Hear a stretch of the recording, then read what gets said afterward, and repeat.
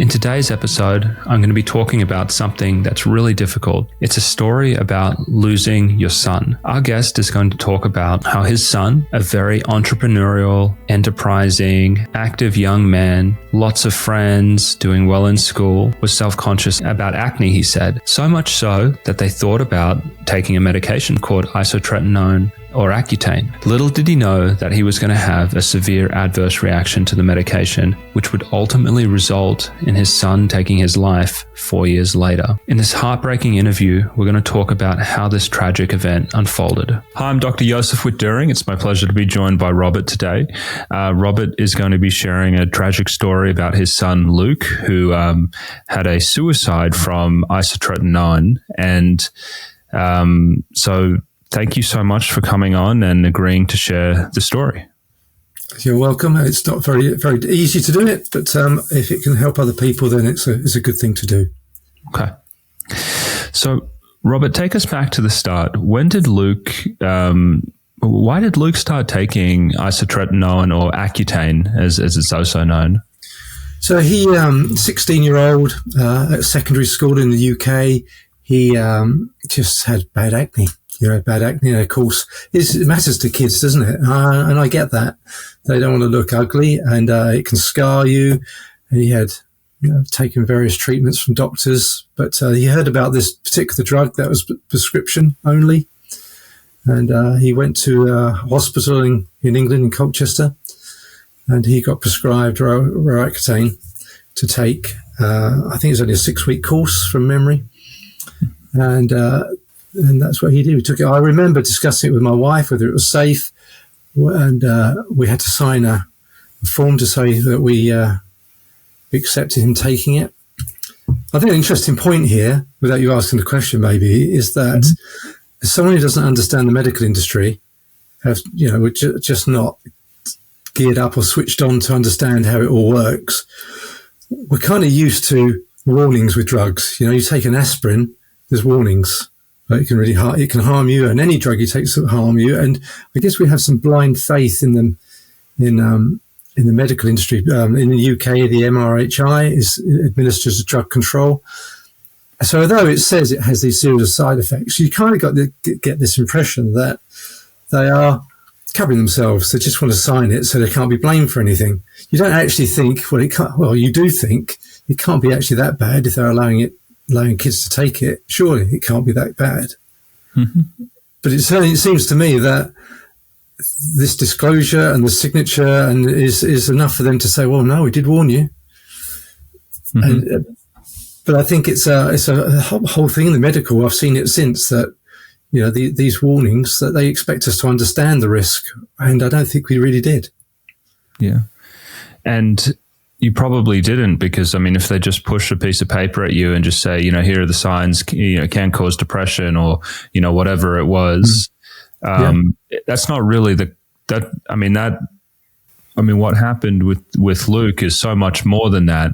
And so I think it would be hard to say that was ever informed consent. And what you're saying is really, before about, you trust your doctors. People see, me right now wearing a white coat, or you go into the doctor's office and it's almost medical authority in a way. And we, we're brought up to trust these, trust the authority, because it's complicated to go and research and understand these things on your own. And people have had good experiences with doctors in the past, and, you probably know some and such. And so you trust them. And so you go, okay, there's no way you would ever give me this or recommend this if it could cause such a harm. And so you go along with it pretty trustingly, like most people do. Yeah, absolutely. Yeah. And the assumption is it can't be that bad. It just can't be that bad, as they wouldn't give it to you, particularly for something that's not life-threatening. Mm-hmm. I guess if it was a cancer drug and it was a 50-50 chance live or die, you'd expect quite a high risk when taking a drug. I would accept that, but for acne, then it isn't life-threatening, although the MRHA say it is life-threatening because kids commit suicide because of it, which I accept. Nevertheless, had we known now what we wouldn't have allowed him to take it. No. Yeah. So walk us forward from here. So Luke starts taking the isotretinoin. What happens next? So it's a 6-week course, and you don't notice very much to begin with. And you kind of also feel that these risks are associated with that 6-week period or just after it. Mm-hmm. But what soon became apparent after the 6-week process, the effects were much longer lasting, if not permanent. So he started to become a bit more argumentative, and a little bit more unreasonable. But it's as time progressed that you notice more. It's way beyond the 6 weeks that you notice the changes. Mm-hmm. Way beyond, months later. So my son Luke was brown as a berry, out in the sun every day, loved the sun, outside. So he's gone from this, outside fun-loving guy to not being able to get out in the sun anymore. He's absolutely pale. He can't withstand the sun. He burns easily. And that's just one of the side effects. That it's just like, and that's pretty scary, actually, because it's permanent. Mm-hmm. Then, of course, a whole long list of Luke by nature was a go-getter.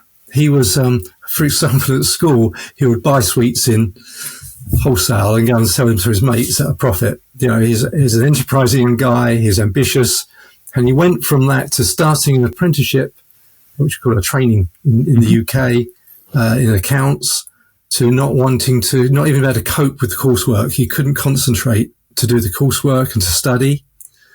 And he lost all drive and ambition. It was just a complete personality change. And one of the things that we notice mostly is it's hard to describe it, but it's the interaction with others, like the touch, the someone being able to relate to someone else. He lost the ability to relate to other people.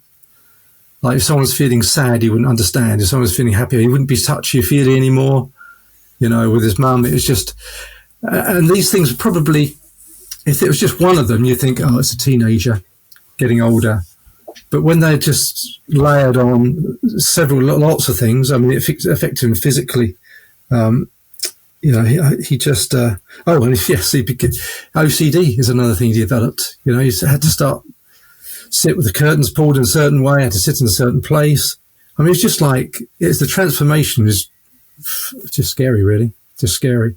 And there was nothing else in his life, anything he was taking that would have coincided or, in our opinion, taken the focus off. It was this drug that did it, if you know what I mean. Mm-hmm. Yeah, so share a little bit more about that. How did this start impacting his work, his relationship with his friends, the things that he would do? How did that play out over time? He had a girlfriend at the time, and they went through a pretty torrid time. And it wasn't until after his death that she really realised what had gone on with him, because she couldn't understand the change either. Mm-hmm.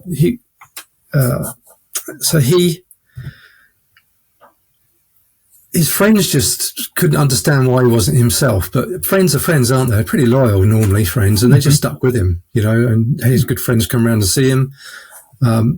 He would still go out, there's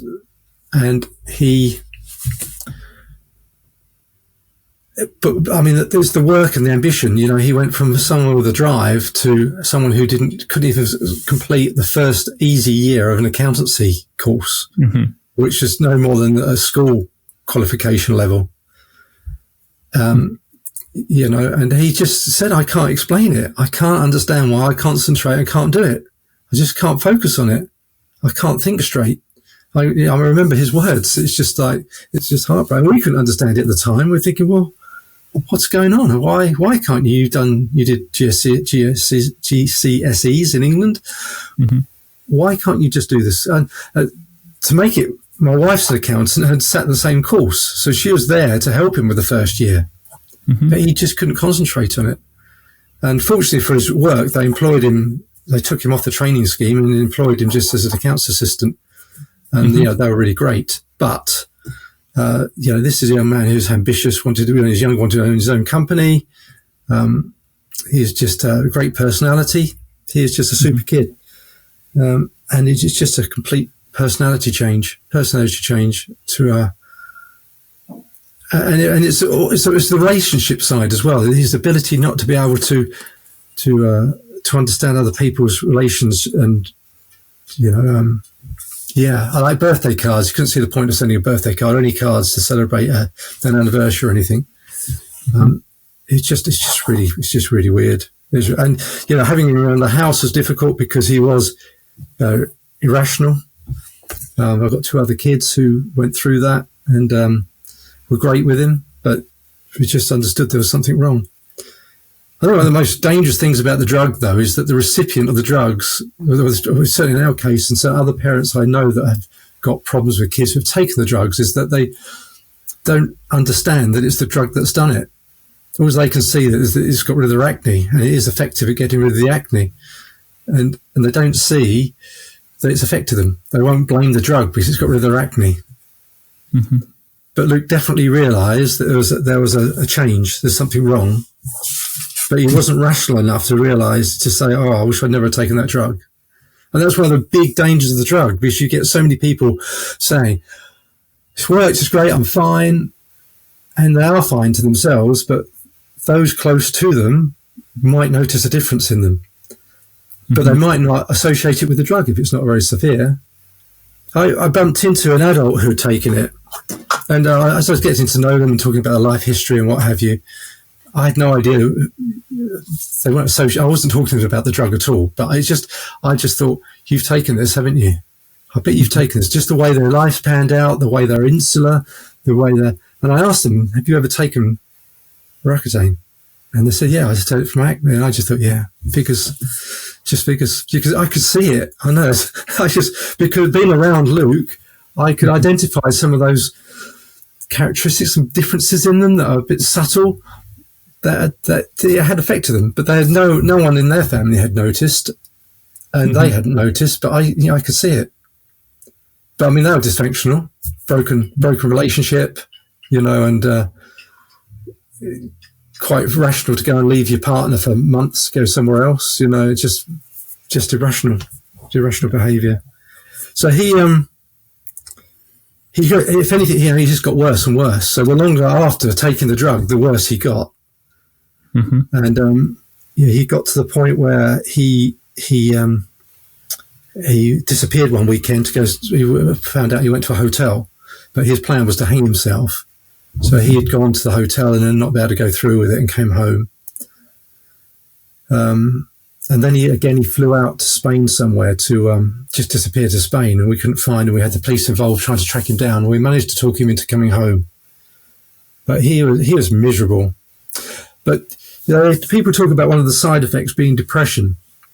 And I think people call it depression because it's the closest thing they can relate to calling it. I don't think it is depression. It's different from that. It's not what I would call typical depression. It is the illogical sense of not being able to cope or deal with things.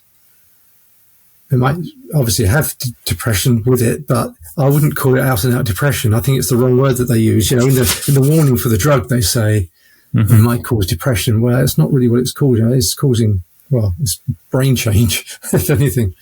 So, so he came back, and then he brought an illegal drug through dark web or however they procure these things, that he obviously very rationally worked out how he was going to commit suicide. It was a very rational thing, and he had bought this drug that you drink and fall asleep and don't wake up again. And we caught him when we'd done that, and we managed to get into A&E, and we managed to save him once. He was in A&E for over 2 weeks. We thought we'd lost him, but he managed to pull through.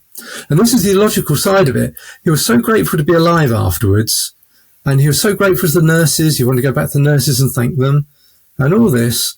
And then we thought, right, okay, we're going to be okay now. He obviously realises that he doesn't want to do this. He's going to be okay. So when he did commit suicide, it was an absolute shock, because he'd gone out one evening with some friends. Having spoken to the friends after the event, it turns out he had a really nice evening and they had no problems with him. And he was not drunk. He hadn't drunk. So he came back sober. And then, so he got to 2 or 3 o'clock in the afternoon. We wondered, well, where's Luke? He's had a long lay-in. And that's when we go upstairs, we find him, he's dead in bed.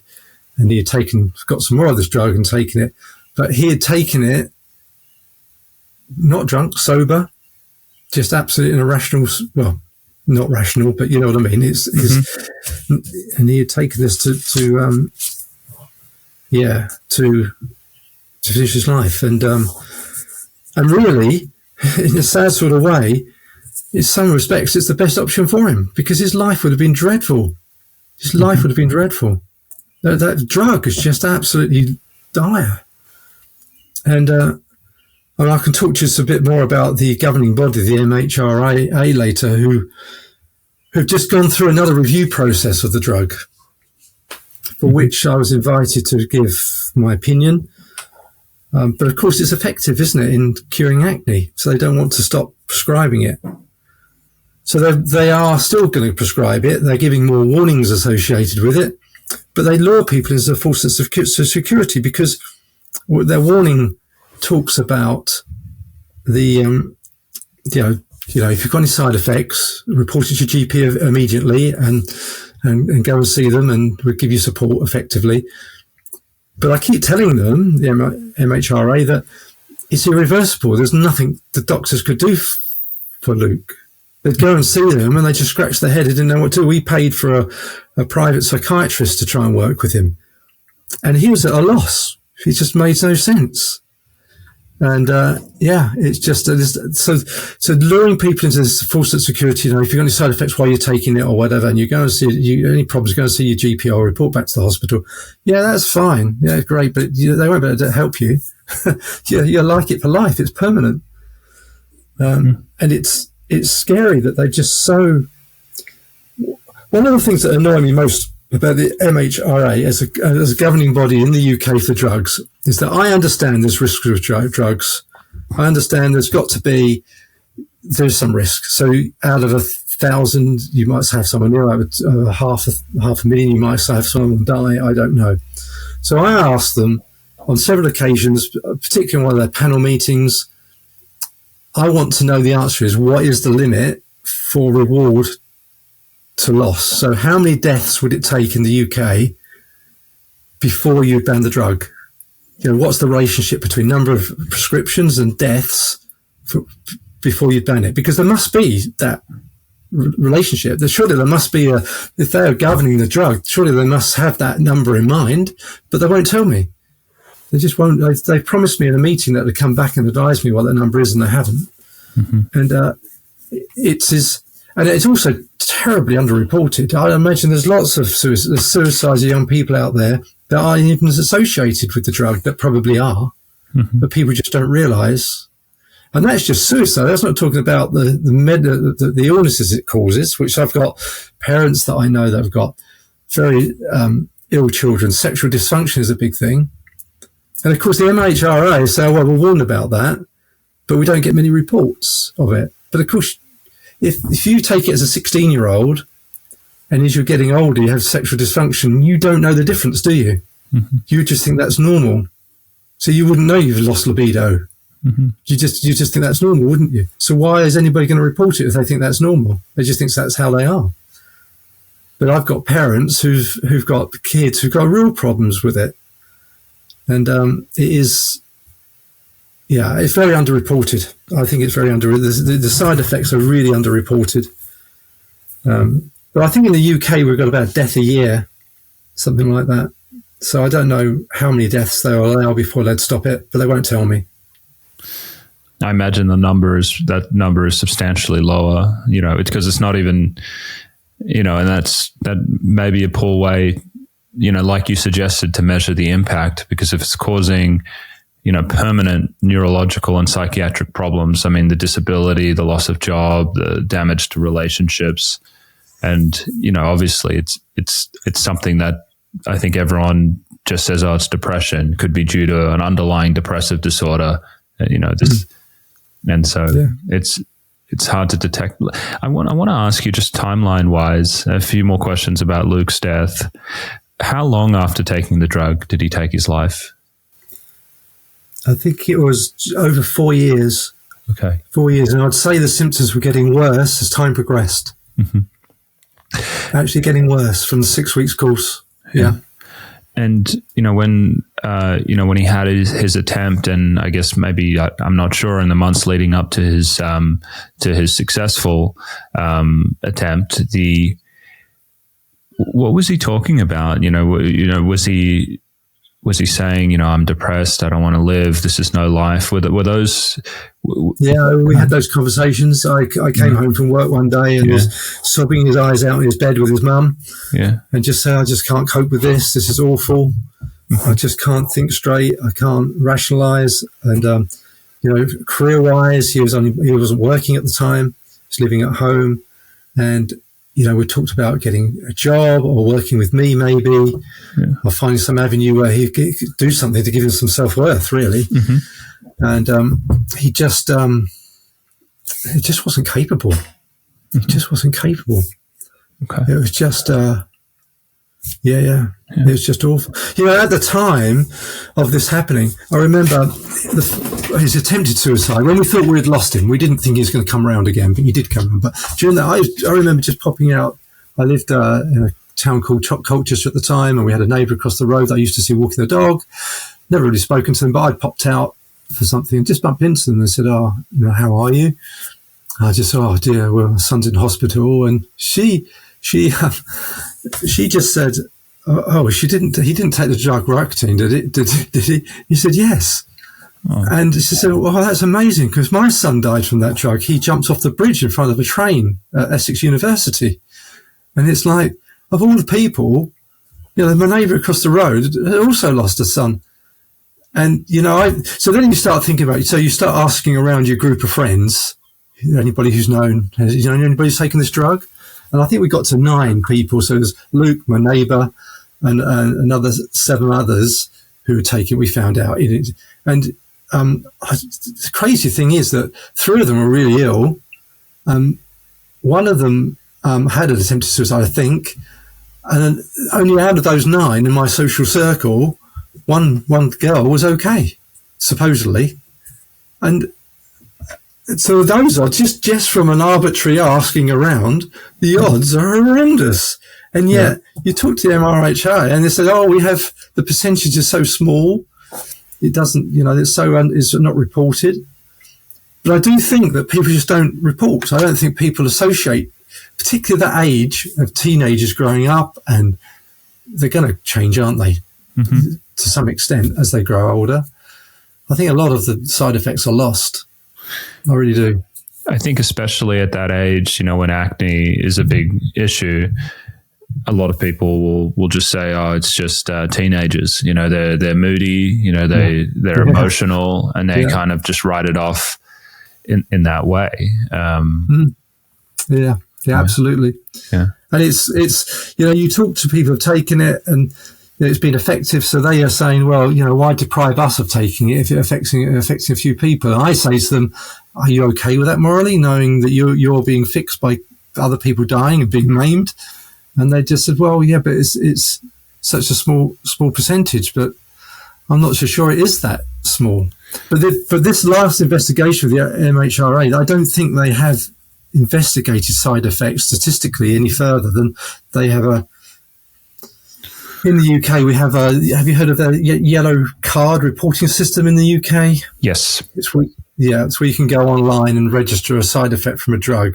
Mm-hmm. But Joe public don't really know about that or use it. I'm trying to think about, I know you said, who could this drug be used for, right? Oh yeah, they don't want to take it off because acne is associated with suicide. Yeah, suicide as well. But so they say, well, yeah. And the argument is that, well, it's saving lives here, but it's losing some here. But who's making that decision? Well, it's a decision that needs to be made on an individual basis. And, I imagine as a clinician, you walk into a room and you would say, okay, you've got really bad acne. You're quite upset about it. I need you to know that there's a chance that if we use this drug that does work for acne, it could cause permanent psychiatric and neurological problems. It's probably quite uncommon. We don't really know what it is, but are you comfortable with that risk? In which case, a family where it's like, yes, this really is causing severe depression and my kid is very suicidal and I'm willing to take a chance, they might say, okay, But I think the majority of people, acne is, it's that people don't like it. But I think for the majority of people, it's not something that's making them suicidal.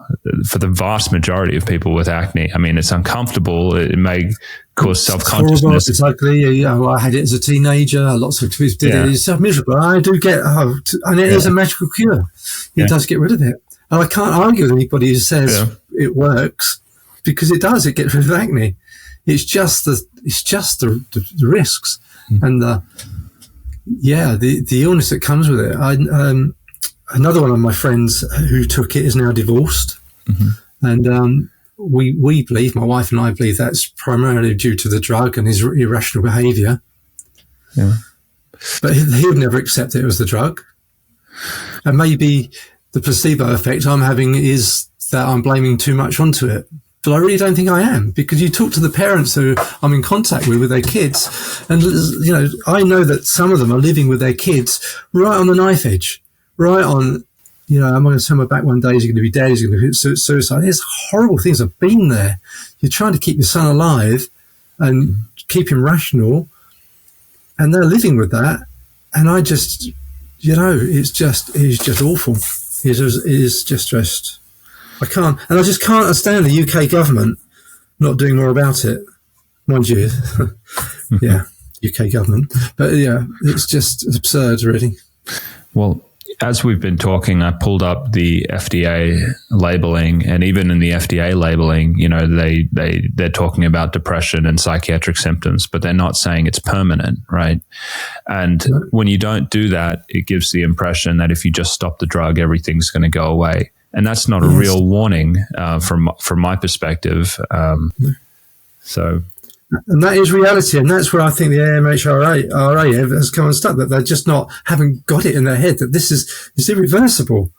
Yeah, I've read reports. A private person commissioned a report on this drug, and I'm not sure how much weight it has in the medical community, but they reckon it affects something in your brain, a particular part that affects your ability to rationalise and your emotional bit as well, and. I think it's the vitamin B part of the drug that does that. But I'm no medical guy, so all I know is that it significantly impacts on people who take it. If you're comfortable sharing, could you share a little bit? What was it like for you and your wife and for your two other children to go through this? From after Luke took the drug up until, I guess, he took his life and beyond. What was the impact that something like this has on a family? Yeah, I think it's kind of worse because we weren't expecting it in a way. We thought it settled a bit, and we just wasn't expecting it.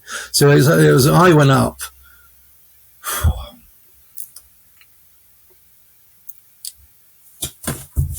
It's going to be difficult.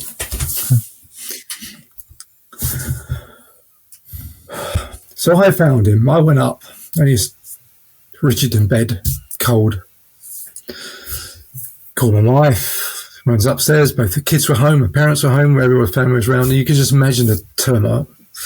So you call the emergency services, and they're on the phone saying, give him mouth-to-mouth resuscitation. I said, hey, he's rigid. Give me a break. I'm not doing that. And, the emergency services were great. The police were great. Everybody was great. But nevertheless, you've lost a son, and you can't. I mean, we're rationalising about it later. His life would have been awful if he had stayed alive. But of course, we miss him.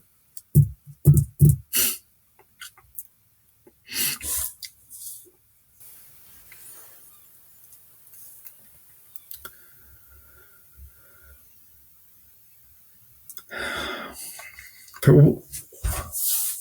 one thing is always really clear, and that is, excuse me, I'm sorry. Okay.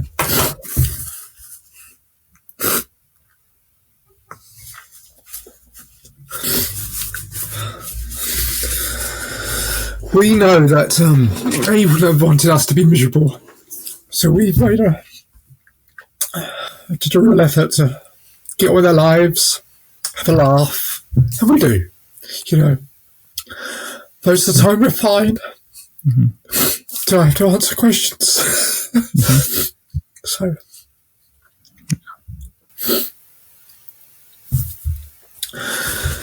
and the annoying thing is, they're still flipping dishing the drug out. They don't take any notice. Just talking to these other parents who've got the kids are so ill, they just don't care. They're just giving blood. And the dermatologists in the UK are openly trying to obstruct our warnings on the internet. The warnings of us parents. It's just a nuts world.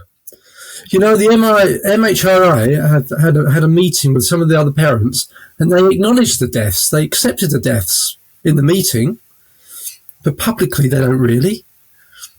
But yet there's probably enough witnesses, and if it went to court, there's enough witnesses from those parents to testify that they had said that. Not that it ever will go to court, but it is just, I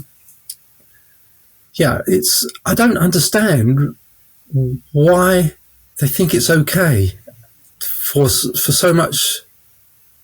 I mean, I still think there's reticence in accepting that the drug's causing any damage. I don't necessarily think they believe the parents. It is hearsay. But the thing is with hearsay, when you have enough hearsay and people, surely that becomes evidence, doesn't it? Enough hearsay becomes... Because we've got nothing that's black and white proof that Accutane killed Luke. We haven't, have we? It's our opinion on his effects on his body, and there's other parents, there's their opinion. But surely when you have lots of opinion of those and that sort of feedback, surely that is evidence, isn't it? Doesn't enough hearsay become evidence at some point? I don't know. I don't know how it works. But it's just, I just expect our government to protect us more, look after us better. Yeah, to say the least. Having looked at a lot of these things, different drug injuries, drug-induced suicides, particularly with the antidepressants, is what I'm the most familiar with. It's our industries have been captured. Our regulators have been captured because, it's very easy, I think, for a pharmaceutical company or some group to say, we've looked at a clinical database, we can see, no increased risk of suicide.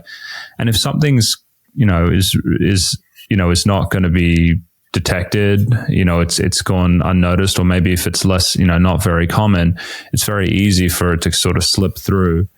But, MHMR, and, they're not reaching out to the families and conducting interviews to figure out what's going on. Nothing. My impression is, people are coming up to their door and demanding them to protect the public, and kind of reluctantly they're doing these hearings to hear people out. But I still, that reticence is probably what's behind that is, these are some people who have an axe to grind against the drug. They're biased.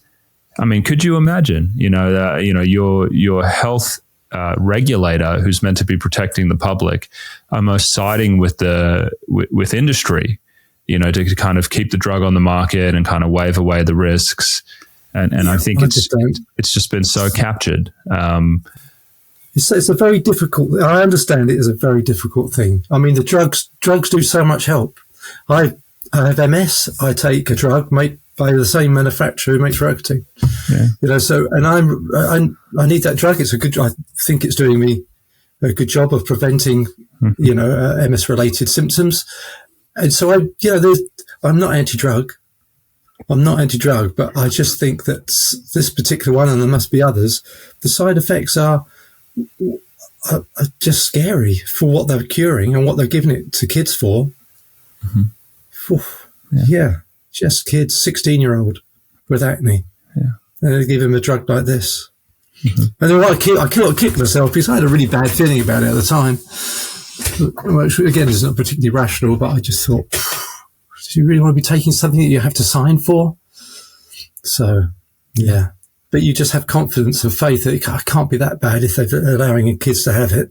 I mean, they really shouldn't have. They should have said, well, and I don't know if the acne was making Luke suicidal, but if it wasn't, they should have said, you know what, Luke, it's probably not worth the risk. Yeah.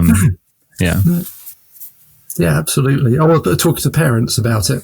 Yeah. Of course, the parents didn't get involved in the interview with the medics. Or maybe my wife did go, in fairness, I can't remember. But, if they know that it's killing kids, and they do know it's killing kids, they've admitted it in an interview with other parents. They say they do know, and they still know. I just sometimes think, what is the definition of murder? Isn't murder knowingly killing someone?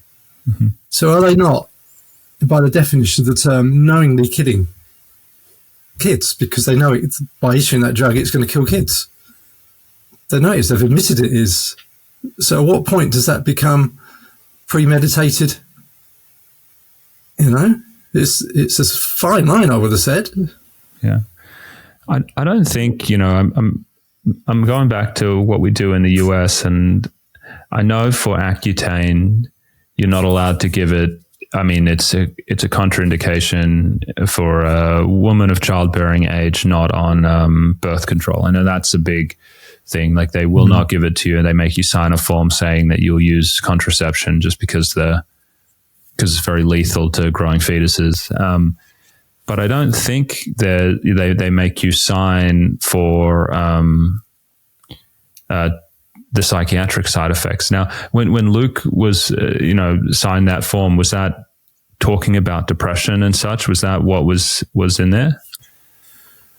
They did mention depression, yes. Yeah. And it's a long time ago. Yeah. I haven't got the note here. I don't know that they may have changed it since that time. Yeah. So 7 years ago, I think it's probably been revised. But, the drug dates back quite a long time. Mm-hmm. I remember going to a car body shop to have a car repaired. Mm-hmm. And I got to know the guy pretty well. And he said, no, I took it when I was a teenager. And he was older. He was at a car body shop. So he must be one of the early recipients of the drug. And he said, it made me violent. He said, I had all sorts of problems. I was going around beating people up. That's what he's saying. Mm-hmm. He said, kind of got over it. Now, everybody I speak to personally, a friend's daughter was taking it. I didn't like to tell her what my involvement with the drug was, because I didn't want to, she'd already taken it. I didn't want to freak her out. Mm-hmm. But she had said, I'm noticing the sun more now. I can't go out in the sun as much. Just the small things, but it's fine, mate. And he's gone, and it's all good. I haven't really got any side effects. So words were, I haven't really got any side effects other than a few things she listed, including sunburn or whatever, being sensitive to the sun. And so she said, but it'll be over soon and it'll be all right. But, and let's hope it is. Let's hope it is. Yeah. But it probably won't be. I feel like you've given us a really good account of what happened. Thank you. And so I don't have additional questions at this time, but I want to kind of throw it back to you and ask, is there anything that we haven't covered, or is there any message that you'd like to share before we wrapped up? I think I just wish whoever controls the issue of drugs would just be a little bit more diligent, a lot more diligent. We've had this review in the UK. I sat on some of the meetings, forms to say that I can't disclose some of that, which obviously I won't because I want to be honourable. Mm-hmm. But the bottom line is that there's lots of pressure on one side to keep giving the drug because it prevents suicide. And there's a voice on the other side saying it's doing all this damage. And they sit there somewhere in the middle, but I don't perceive they've done proper research. So I made the suggestion, why don't you go back? It's because it costs the government too much. I know the answer, but you should go back for suicides for the last 10 years, all suicides of anybody under 30, maybe, or even under 40, and see how many of those took the drug. Mm-hmm. Because I wouldn't be surprised if there is a surprisingly high ratio. I mean, there's loads of reasons for suicide, don't get me wrong, loads. But when you can start thinking, if it was 5 or 10% or something like that, you think, wow, that's really high, wouldn't you? Yeah. I don't know. But that's black and white. They have people's medical records. They've committed suicide. That is black and white data they could go and get if they wanted, if they could afford to. Robert, thank you so much for coming on and sharing Luke's story. You're the first Accutane story that we've had on the channel. We're looking forward to talking to more folks and getting the word out about isotretinoin and Accutane. So thank you so much. Thank you I appreciate you trying to publicise it and your work that you do in looking after people who have had problems. Thank you. Yeah.